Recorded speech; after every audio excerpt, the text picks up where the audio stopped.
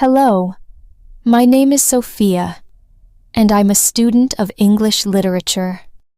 Today, I'm going to share a story about my journey learning English.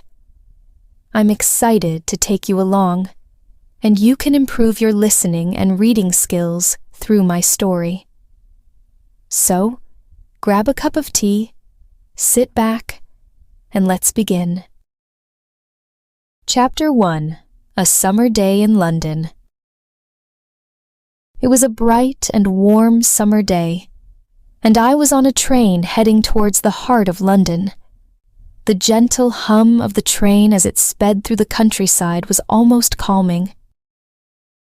I watched the scenery outside the window, a mix of green fields and small towns.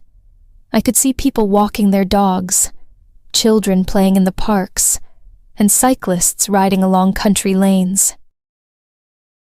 As I sat in my seat, I noticed two women sitting across from me. They were talking in English, laughing occasionally at something one of them said.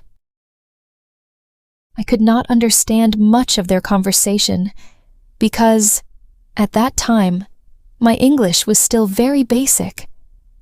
My vocabulary was small, and I found it hard to catch the meaning of fast conversations like this one. But something inside me urged me to try. I told myself, why not give it a shot? Maybe I can practice a little. My heart was racing as I gathered the courage to speak. I took a deep breath and smiled at them. "Hello," I said, carefully picking my words. "I'm learning English. Can I practice with you?" The women looked at me in surprise for a moment, then smiled back warmly. "Of course," one of them said. Her name was Emma, and her friend was called Sarah. They spoke slowly and clearly, so that I could understand. I told them that I was a student and was trying to improve my English. They asked where I was from, and I explained that I was originally from Spain, but had come to London to study. We spoke for about 10 minutes, and they were very kind and patient. Even though I struggled with some words, they helped me along the way. Before I got off the train, they gave me their contact information and invited me to visit them when I was more confident with my English. It was such a small interaction, but it made a huge difference to me. I felt so motivated after that conversation. For the first time, I realized that I could really do this. I could learn English. Chapter 2: The Decision to Move to London. That conversation on the train gave me the push I needed to take my English learning seriously. From that day on, I made it my personal goal to practice English every day. I started small, translating short sentences, watching English movies with subtitles, and reading simple books.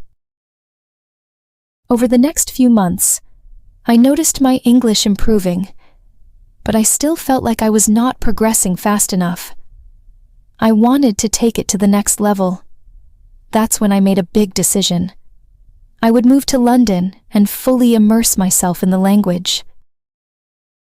Moving to a new city was exciting, but also a little scary. I did not know many people, and my English was still not perfect. But I was determined to succeed. I enrolled in an English school in central London, and that's where I met one of the most important people in my English journey, my teacher, Ms. Harper. Chapter 3: Meeting Ms. Harper. It was a Monday morning when I had my first lesson at the school. The classroom was bright, with big windows that let in the morning sunlight. I remember being nervous as I walked in, not knowing what to expect. Ms. Harper stood at the front of the room, smiling as she greeted each student. She looked young, maybe in her mid-30s, with short brown hair and glasses. There was something about her that made me feel instantly comfortable. She wasn't like other teachers I'd had before. She seemed relaxed, and her friendly nature put everyone at ease. After everyone had arrived, Ms. Harper started the lesson with introductions. She asked each of us to say our name, where we were from, and why we wanted to learn English. There were students from all over the world: South Korea, Brazil, Italy, and even Japan. It was fascinating to hear everyone's stories, and I realized I wasn't alone in my struggles with the language. When it was my turn, I stood up and said, "Hello, my name is Sophia, and I'm from Spain. I want to learn English because I love literature, and I hope to one day read English books in their original language." Ms. Harper smiled at me. "That's a great goal, Sophia, and trust me, with the right mindset, you'll get there." The lesson continued, and Ms. Harper explained her method of teaching. It was very different from what I expected. She told us that we wouldn't be relying on textbooks or memorizing long lists of grammar rules. Instead, we would learn by using English in real-life situations, by speaking, listening, and interacting with each other. This was a relief to me. I had never enjoyed the traditional way of learning languages, with endless grammar exercises that felt more like math problems than anything else. Ms. Harper's approach felt more natural, and I could already tell it was going to work for me. Chapter 4: The Importance of Conversations. One of the first activities Ms. Harper introduced was paired conversations. She explained that many students spend too much time focusing on studying grammar and vocabulary without using the language in conversation. The key, she said, was to actually use the language. We paired up with a classmate and talked about our hobbies and interests. My partner was a girl named Lucia from Italy. Her English was slightly better than mine, but she was very patient. We talked about our favorite books, what we did in our free time, and our reasons for learning English. At first, it was a bit awkward. I kept searching for the right words, and sometimes I couldn't find them. But the more we talked, the more comfortable I became. I realized that the mistakes didn't matter as much as I thought they did. The important thing was that I was communicating. I was using English, and that was what counted. After our conversation, Miss Harper gathered the class together and told us something that has stuck with me ever since. She said, "Learning a language is like learning to ride a bike. You won't get it right the first time, and you'll probably fall down a few times. But the more you practice, the easier it becomes. The key is not to be afraid of making mistakes. Every mistake is a step forward." Chapter 5: Finding My Confidence.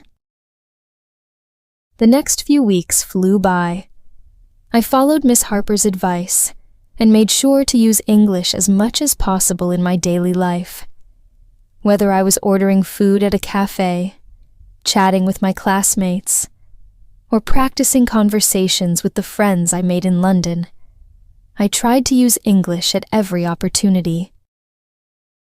One day, during a break between classes, I overheard a conversation between two classmates, Haejin from South Korea and Mario from Brazil. Haejin was struggling with his pronunciation and asked Mario for advice. I listened quietly, curious to hear what they would say. Mario smiled and told him about a technique called shadowing.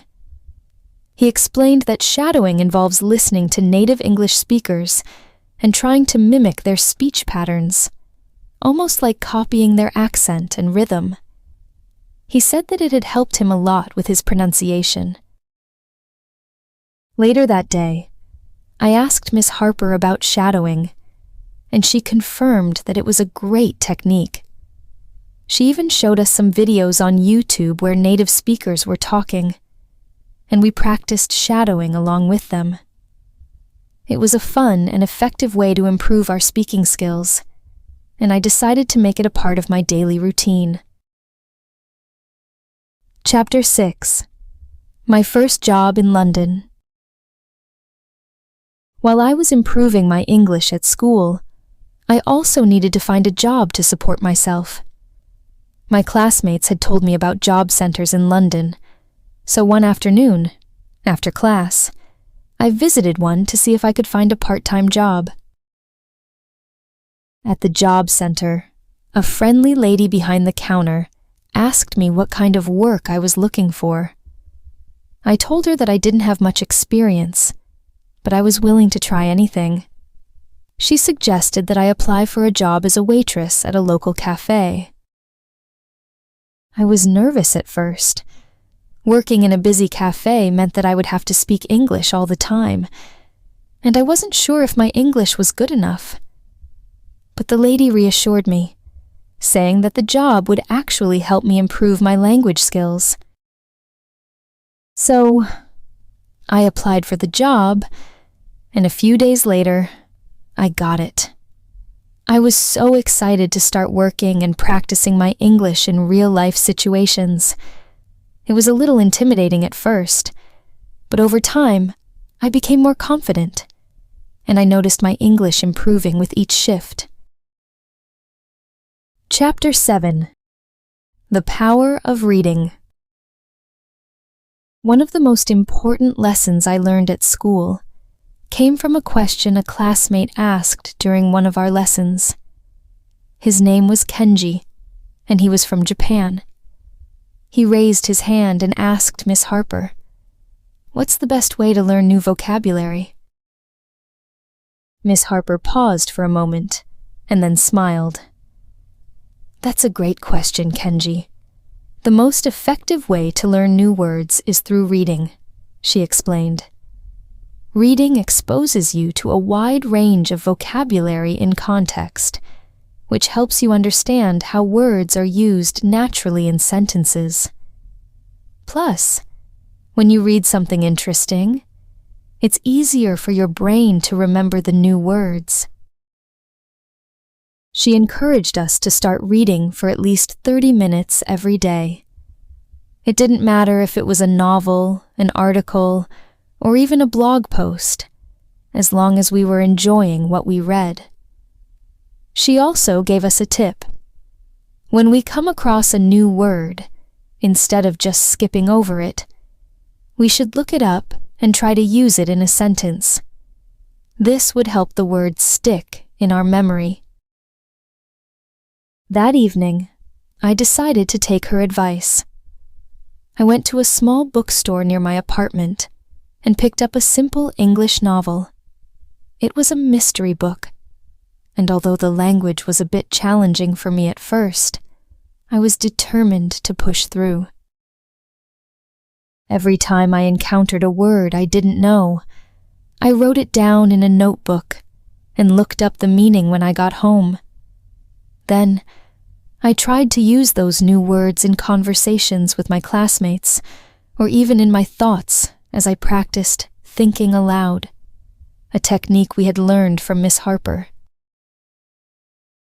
Chapter 8. Thinking Aloud.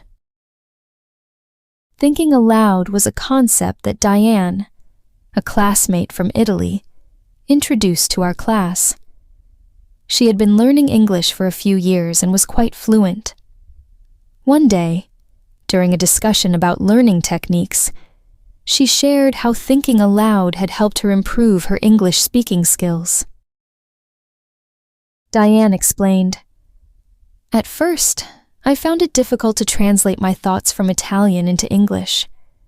I would try to think in English, but my mind kept going back to Italian. So, I started talking to myself in English, out loud, whenever I was alone. It was like having a conversation with myself.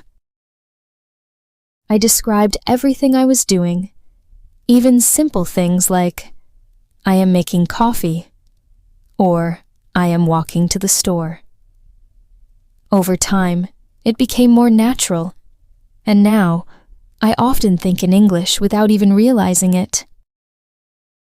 I found Diane's story inspiring, so I decided to give thinking aloud a try.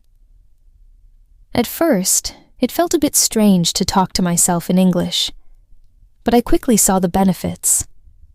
The more I practiced, the easier it became to form sentences in my mind without translating from Spanish. This technique also helped me become more confident in my speaking skills. Chapter 9. Joining the football team. As I settled into life in London, I began looking for ways to meet new people and further improve my English. One day, after class, I went to the school's reception desk and asked if there were any sports activities I could join. The receptionist told me that there was a football team that practiced every week. I was thrilled. Football had always been a big part of my life, and the idea of playing with people from different countries sounded exciting. I joined the team that afternoon, and it turned out to be one of the best decisions I made during my time in London. The football team was a mix of students from all over the world: Brazil, Japan, Italy, and many other countries. We all spoke English as our common language, so every practice was a chance to improve my listening and speaking skills. The conversations on the field were a little different from the ones in class, of course.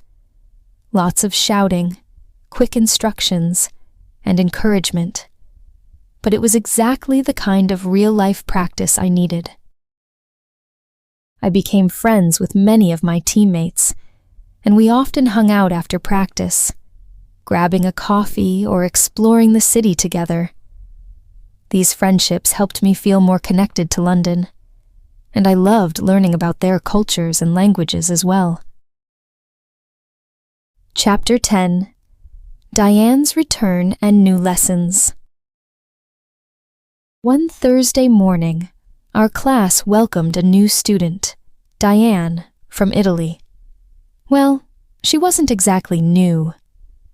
Diane had taken a beginner's English course at the same school the previous summer. She had returned to London to further improve her language skills, and this time, she was much more confident. Her English had improved drastically, and her pronunciation was almost perfect.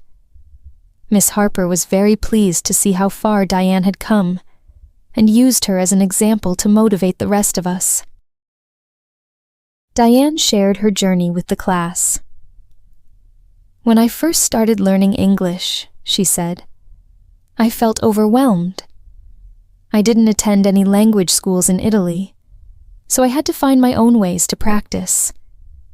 I used techniques like reading, shadowing, and thinking aloud. They were all helpful, but the most important thing was consistency. I made it a point to practice a little bit every single day, even when I didn't feel like it." Her story resonated with me. It was a reminder that learning a language takes time and effort, but with dedication, the results would come. Diane also introduced us to another technique called spaced repetition, which she had used to memorize vocabulary. She explained, "Instead of trying to memorize a long list of words all at once, I would review the words at spaced intervals. I'd review them on the first day, then again a few days later, then a week later, and so on. This method helps your brain retain the information for longer." Miss Harper added that spaced repetition was a well-known technique in language learning and it was particularly useful for expanding your vocabulary. Chapter 11. Facing Challenges.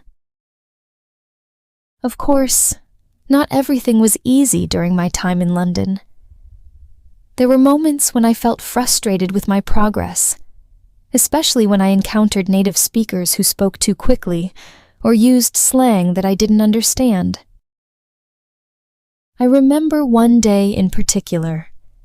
I was at the cafe where I worked, and a customer came in, speaking in rapid English. He was asking for a special order, and I had no idea what he was saying. My mind went blank, and I felt embarrassed. I apologized and asked him to repeat himself, but I still couldn't catch all the words. After he left, I felt disheartened. Maybe I'm not improving as much as I thought, I told myself. But when I talked to Miss Harper about it the next day, she gave me some valuable advice. "Sophia," she said gently, "language learning is not a straight path. There will be ups and downs. The important thing is to keep going. Don't let one difficult experience discourage you. In fact, those challenges are what help you grow. The more you face them, the stronger your skills will become." Her words gave me the strength to push through. I reminded myself that every challenge was an opportunity to improve, and that it was okay not to understand everything right away. With time, I would get there. Chapter 12. Celebrating Small Wins. As the weeks went by, I started noticing small but important improvements in my English. I could understand conversations more easily. My pronunciation was getting better, and I felt more confident speaking in different situations. One day, I had a particularly proud moment. I was sitting in a cafe, reading my English novel, when a tourist from Germany approached me, asking for directions. She was speaking in English, and without hesitating, I gave her clear instructions on how to get to the museum she was looking for. It was such a simple interaction, but it meant a lot to me. A few months ago, I would have struggled to give directions, but now, it felt natural. I realized that all the practice was paying off, and it motivated me to keep going. Chapter 13. Looking Ahead. As my time in London continued, I knew that my journey with English wasn't over. I still had a lot to learn, but I had come so far from where I started. I had made friends from all over the world, found a job that allowed me to practice my English every day, and learned valuable techniques that would help me continue improving. One of the most important lessons I learned was that learning a language is not just about studying. It's about living the language.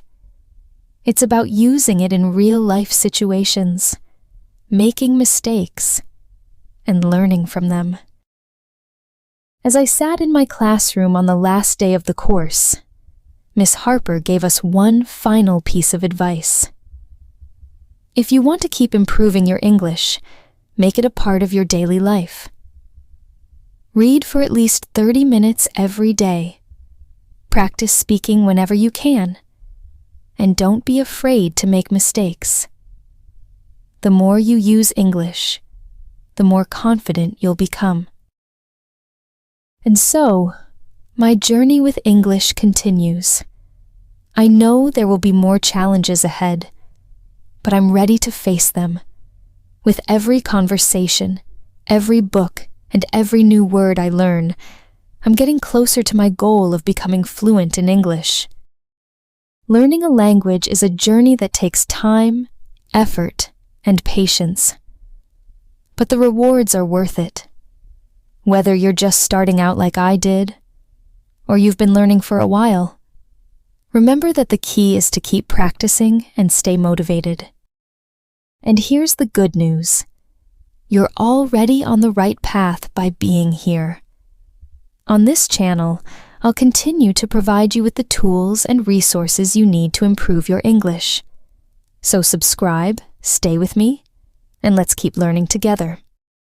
Thank you for following my story. I'm Sophia, and I'll see you in the next video. Keep practicing, and don't give up.